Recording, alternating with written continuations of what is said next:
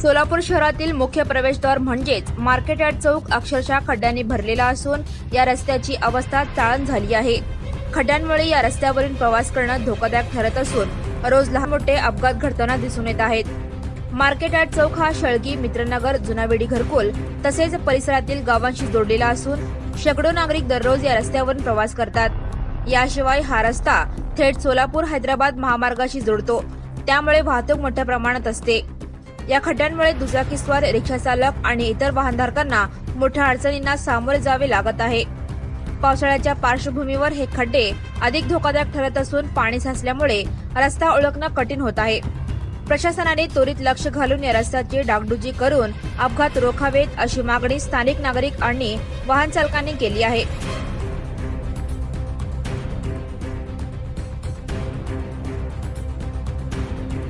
Subscribe now and press the bell icon. Never miss an update.